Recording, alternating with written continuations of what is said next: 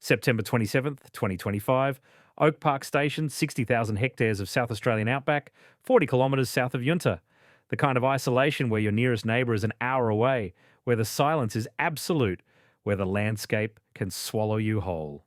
5:30 p.m. The sun's getting lower, shadows stretching across the red earth. Shannon Murray walks out of the homestead to call her grandson in for dinner. 4-year-old Gus has been playing in the sand pile out front. The kind of simple play that defines childhood on remote stations. You dig, you build, you imagine. But when Shannon calls out, there's no answer. She walks to the sand pile. Gus isn't there. She calls again. Nothing. She starts searching.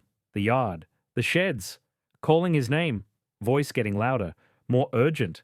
The panic building because out here, a small child can disappear in minutes. The vastness works against you. The terrain is unforgiving. Gus is gone. What followed was one of the most extensive searches in South Australian history. Army deployment, hundreds of volunteers, an area the size of Adelaide searched on foot. Every dam checked. Infrared technology from helicopters that can detect body heat through vegetation. Months of searching. They found nothing. Not a shoe, not a scrap of clothing. Not a single trace of that little boy with curly blonde hair and dark brown eyes. For 4 months we were told it was tragic. A child who wandered off into the outback and couldn't find his way back. But on February 6th, 2026, South Australia Police held a press conference that changed everything. They declared this a major crime. They believe Gus is dead. And they believe someone in his family knows exactly what happened. Here's what nobody was telling us. Gus's parents had split up. The unified family we thought we knew, complete fiction. The grieving parents standing together, they weren't together at all. I'm bringing you the full story today. The secret relationship breakdown that was hidden for months. The mother who's never spoken a single word. The questions that are tearing this case apart. This is behind the crime scene. Before the family secrets, remember who this is about. Gus Lamont wasn't a case file. He was a 4-year-old kid with his mother's curly blonde hair and his father's dark brown eyes. Neighbours in Adelaide who saw him weeks before he vanished called him a lovely little boy who always said hello. He had bikes stored under his dad's veranda, a baby brother named Ronnie, a whole life ahead of him. An Adelaide neighbour remembers Gus walking to the park with his parents and their Kelpie dogs in early September 2025. That might be the last time anyone outside the family saw him alive. 4 years old, that's kindy age. Learning to write your name. Obsessed with trucks or dinosaurs. Building sandcastles. He should be 5 now, starting school. Instead, police believe he's dead. And someone who was supposed to protect him might be responsible. When Gus first disappeared, the story seemed straightforward. A little boy at his grandparents' station. A grandmother calling him for dinner. A child vanishing into the outback. The family was cooperating fully, we were told. Jessica Murray, 39, never appeared publicly. No tearful press conferences, no appeals. Complete silence. She's shy, locals said. Private. Devastated. Joshua Lamont, frontman of country band The Cut Snakes, was equally absent. A friend said in October that Josh and Jessica had a commuter relationship. Josh in Ballali North, Jessica in Yunta, helping her parents run the station. Nothing unusual, right? The grandparents, Shannon and Josie Murray, never commented either. But they were visible. Shannon running errands in Jamestown, Josie getting her regular cappuccino and red velvet cake in Peterborough, going about their lives while the search continued. That's what we thought this was. A family coping with tragedy in different ways. We were wrong. February 9th, 2026. Daily Mail drops a bombshell. A family friend reveals what had been hidden for months. Jessica and Joshua weren't in a commuter relationship. They'd split up before Gus disappeared. The timeline, Jessica and Joshua never married. They had 2 sons, Gus, then Ronnie in 2025. Shortly after Ronnie's birth, the relationship broke down. Jessica moved to Oak Park Station with both boys living with her parents. Joshua moved to Ballali North, 130 kilometres west, to a ramshackle farmhouse he was renovating. A neighbour said he was fixing it up for Jessica and the kids to move in. But that was before the split, after he was there alone, working on a house for a family that wasn't coming. When Gus disappeared on September 27th, Jessica and both boys were at Oak Park with her parents. Joshua was not there. He was 2 hours away at Balali North. 2 days after Gus vanished, Joshua showed up at Oak Park. He got into a furious row with Josie during the search, not the first conflict between them. The grandparents never thought Joshua was suitable for their daughter. Think about that. Your son has just disappeared. You drive 2 hours to where he was last seen, and you're having a furious argument with your child's grandfather. What was that row about? Why hide the split? Why the story about a commuter relationship? Why let the world believe Jessica and Joshua were together when they weren't? Maybe privacy. They just didn't want their relationship status public. It's nobody's business, right? Except when your child goes missing, everything becomes relevant. Everything becomes evidence. Custody arrangements matter. Access schedules matter. Who had Gus when matters. Where the other parent was matters. These aren't invasive questions in a missing child investigation. They're fundamental to understanding what happened. Maybe optics, separated parents look suspicious. We all know it. Statistics back it up. When a child goes missing and the parents have split, police immediately look at custody disputes, parental abduction, anger at the ex-partner. Maybe someone in the family thought it was better to present a united front. Keep things simple. Don't give police or the media anything to latch onto. Don't become the story. Or something darker. What if the split is directly relevant to what happened? Not as a motive. I'm not suggesting anyone hurt Gus because of the breakup, but as context. What if there was a custody dispute we don't know about? Someone angry about the arrangement? Someone who felt Gus was being kept from them? What if Gus's presence at Oak Park that particular day wasn't routine, but contested? The family friend who revealed the split told the Daily Mail, "I haven't seen Josh since it happened, and I don't know where he is now. But they weren't together when it happened." Blunt, clear. And suddenly the whole narrative shifts. Joshua Lamont has effectively disappeared.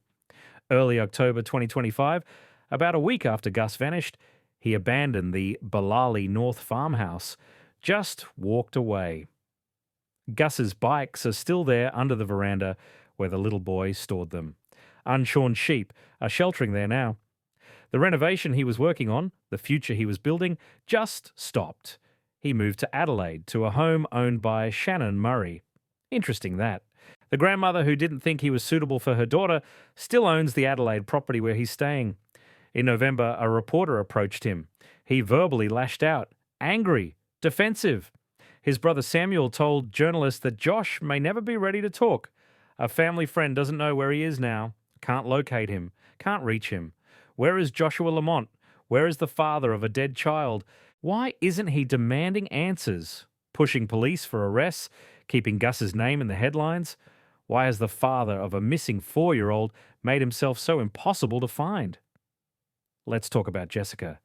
If Joshua has disappeared into Adelaide, Jessica has vanished completely. Since September 27th, 2025, Jessica Murray has not been seen. Not once. No statement. No camera appearances. No social media. Nothing a mother of a missing child typically does. There's no right way to grieve. No rule book for how to act when your child disappears. Some parents become the face of the search on TV every night, organising volunteer efforts, keeping their child's name in headlines. Others fall apart, can't function, can't face cameras, retreat into themselves. Both are valid responses to unimaginable trauma. But Jessica's silence is notable because it's so complete, so absolute. And everything we know suggests someone already living a quiet, private life even before this happened. Who is Jessica Murray? She grew up in Jamestown, population 1,400, about 2 hours from Oak Park Station. Her parents owned a home there before inheriting Oak Park from Shannon's parents, Vincent and Claire Pfeiffer, in 2004 when Vincent died. Small town life. Everyone knows everyone. Your business is everyone's business. Jessica attended Jamestown Community School. Yearbooks from the school library tell us pieces of her story. In Year 8, she enjoyed dance workshops. She's pictured on school excursions, in home economics class. Years 8 and 9, she played on the touch football team. The photos show those distinctive blonde curls Gus would inherit, the feature that linked mother and son so visibly. But there's something else in those yearbooks. Something revealing. A Year 9 thought bubble attributed to her reads, "Look, can you hurry up and take the photo before my face breaks the lens?" Self-deprecating humor. A kid who didn't want to be looked at. Someone uncomfortable with attention, uncomfortable in her own skin. Sound familiar? This wasn't a confident teenager. This was someone who wanted to disappear even then. Year 10, Jessica's listed as absent from their class photo. Then she disappears from yearbooks entirely. No year 11, no year 12. The theory is that Jessica was very clever. Multiple sources confirm this, and that she finished early, went to university in Adelaide, but there's no confirmation. No one actually knows where Jessica went or what she did. After year 10, her public trail goes cold. She resurfaces in 2019. South Australian Music Awards. Joshua's band, the Cut Snakes, won People's Choice Country Award. They were popular on the pub and rodeo circuit, played the local scene, had fans. Standing at his side in photos from that night, Jessica. Black dress, at least 8 piercings visible in one ear, smiling shyly at the camera. Still uncomfortable with it, even years later. That's probably our first confirmation they were together. 2 years later, Gus was born. Then Ronnie. Then the split. Then September 27th. What do we know? She's shy. Quietly spoken. Doesn't like attention. Clever but fragile. Helps run a massive sheep station but rarely seen in town. And hasn't been seen at all since her son disappeared. Locals say they haven't seen her in years. Not just since Gus vanished, but before. She was rarely around even when things were normal. When people saw Gus in Jamestown or Yunta, it was with grandmother Shannon holding his hand, doing the shopping, running errands. Not with Jessica. Where was Jessica? Always at Oak Park, apparently. Always in the background. Always hidden. Police say Jessica's not a suspect. They've been clear about that. She's shocked, they say. Grieving. Devastated. But she's silent. Completely, utterly silent. And in a case screaming for someone to speak, for someone to tell the truth, that silence is deafening. If Jessica and Joshua split up, what was the custody arrangement for Gus? We don't know. Jessica was living at Oak Park with her parents and Ronnie. Gus was with her September 27th. But always? Did he split time with Joshua in Ballali North? Formal arrangement? Informal? That Adelaide neighbour saw the whole family, Jessica, Joshua, both boys, Kelpie dogs, walking to the park in early September, weeks before Gus disappeared. So sometimes they were together. Joshua wasn't at Oak Park on September 27th. He showed up 2 days later and fought with Josie. The grandparents didn't think he was suitable. If there was a custody arrangement, police know about it. Family court proceedings, text messages about access. The electronic devices seized in January, phones, computers, potentially hold the whole story of this relationship breakdown. The arguments, who said what in the weeks before September 27th. The custody question matters because it tells us who had Gus when, who had access, who might have had a grievance. Let's talk about Shannon and Josie Murray. Because they're at the centre of this. Oak Park is their property. Gus was there with them September 27th. Police identified a suspect who lives at Oak Park. That suspect withdrew cooperation. Shannon raised the alarm, called Gus for dinner at 5:30 p.m, found him missing. Her version of events is what police are examining for inconsistencies and discrepancies.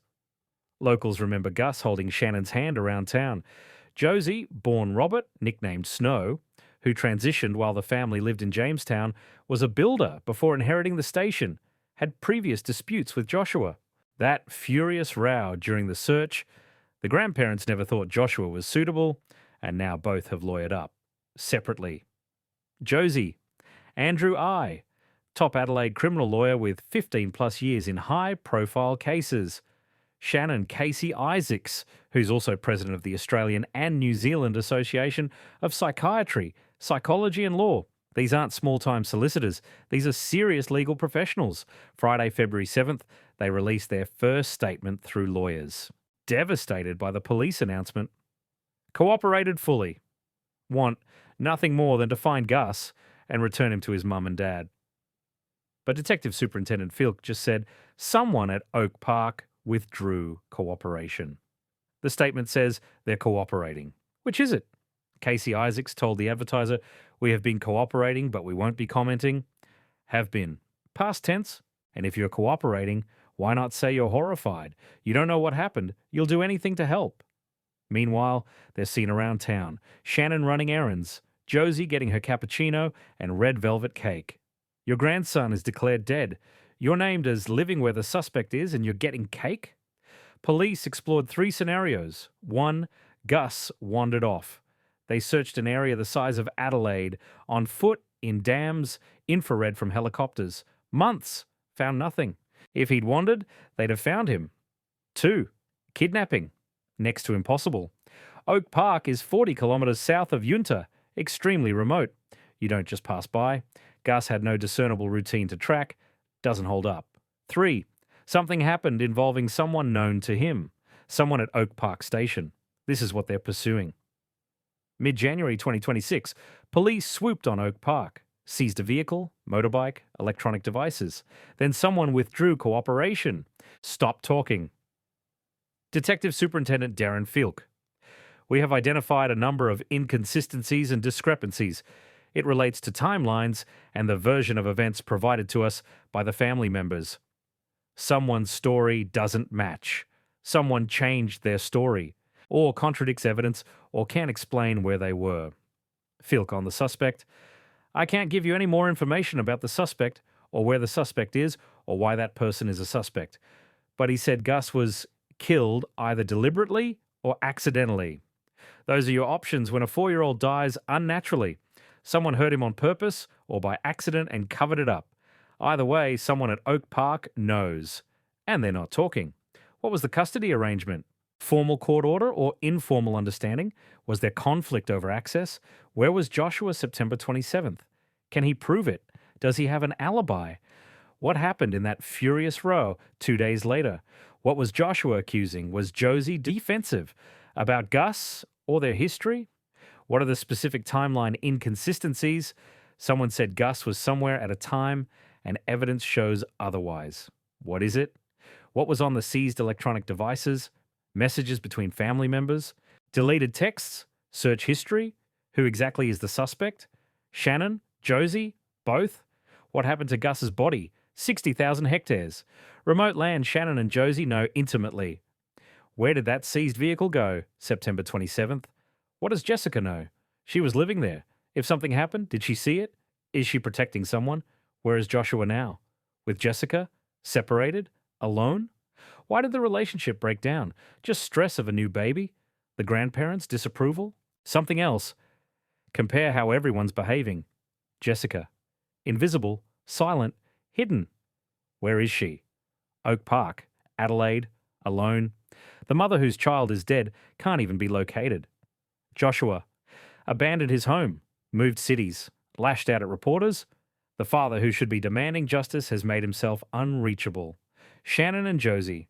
Running errands, getting coffee, hiring expensive lawyers, releasing statements through solicitors. Your grandson is declared dead and you're maintaining daily routines? Going to your favourite cafe for cappuccino and cake? Think about other cases. Cleo Smith's parents were on TV constantly. William Tyrrell's foster mother was organising searches until she became a suspect. Parents of missing children can't help but be visible. They're compelled to act, speak, do something. This family is doing the opposite. Circling wagons, protecting themselves, lawyering up, staying silent, going about business while a 4-year-old is presumed dead. These questions matter. Nobody will answer them. The relationship breakdown is more central than it might seem. Jessica and Joshua split after Ronnie's birth, then soon after, Gus disappeared. How soon? Weeks? Months? Sources say shortly after, but that's vague. When the relationship ended, Jessica went to her parents, moved to Oak Park with both boys, living under their roof, on their property, probably financially dependent. Running a sheep station is the family business. Joshua moved to Ballali North, 2 hours from his sons, working on a farmhouse for a future that wasn't happening. Think about each position. Jessica, 39, 4-year-old and newborn, relationship ended. Back at your parents' remote station, isolated, stressed, new baby not sleeping, 4-year-old needing attention, exhausted, overwhelmed, maybe regretting choices. Joshua, relationship ended, barely seeing your sons. Ex's parents never liked you, probably not making access easy. Alone in a half-renovated farmhouse, angry, powerless. Shannon and Josie. Daughter's relationship ended with a man you never approved of. She's home with 2 small children. You're supporting them financially, involved in daily care. You have opinions. You have power. It's your house, property.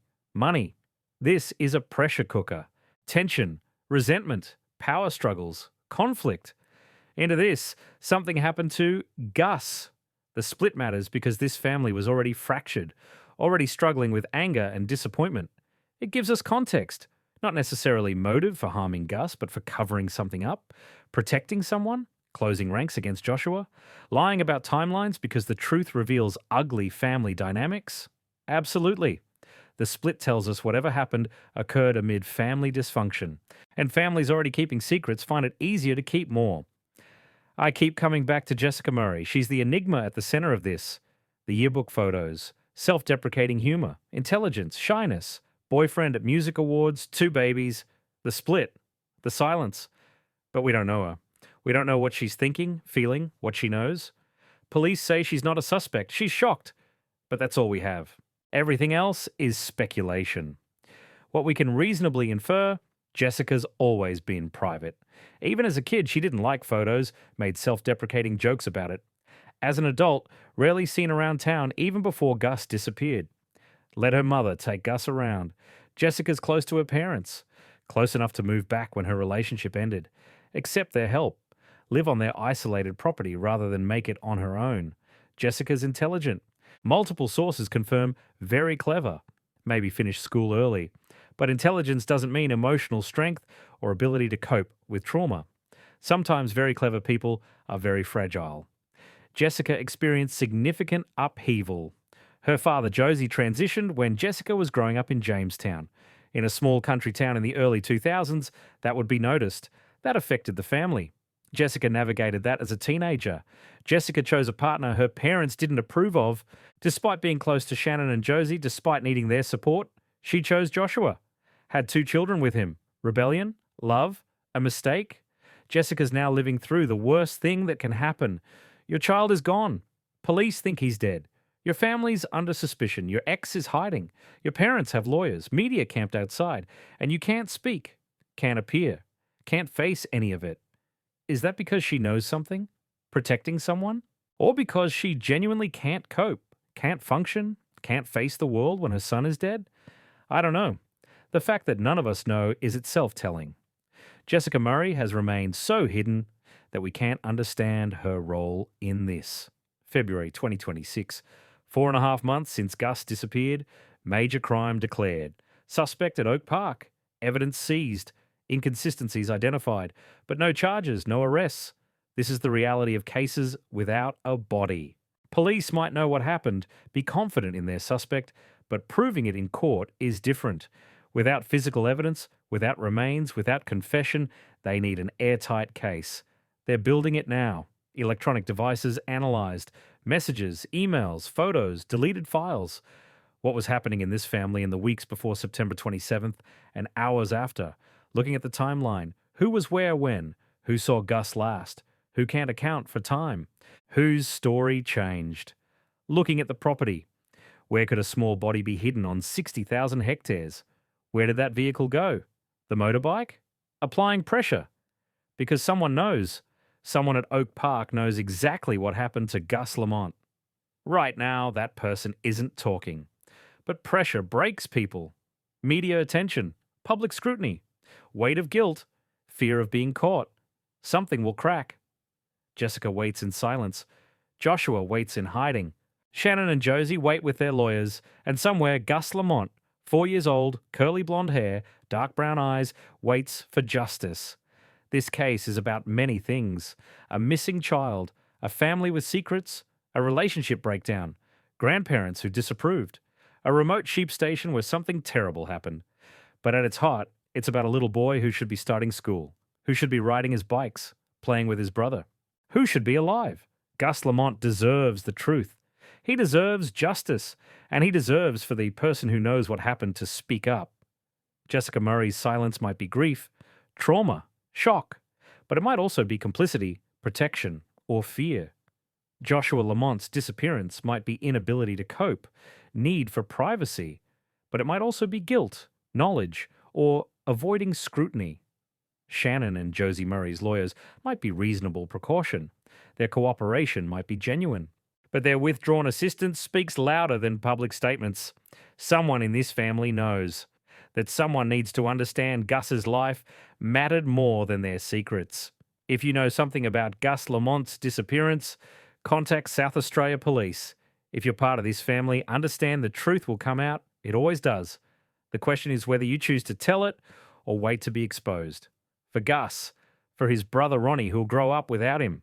For Jessica, who's lost her son. For Joshua, who's lost his boy. For every Australian following this case and demanding answers. Someone needs to speak. This is Behind the Crime Scene. I'll be following this case until we get the truth. Subscribe so you don't miss the updates. And if you have any information about Gus Lamont, you know what to do. For Gus.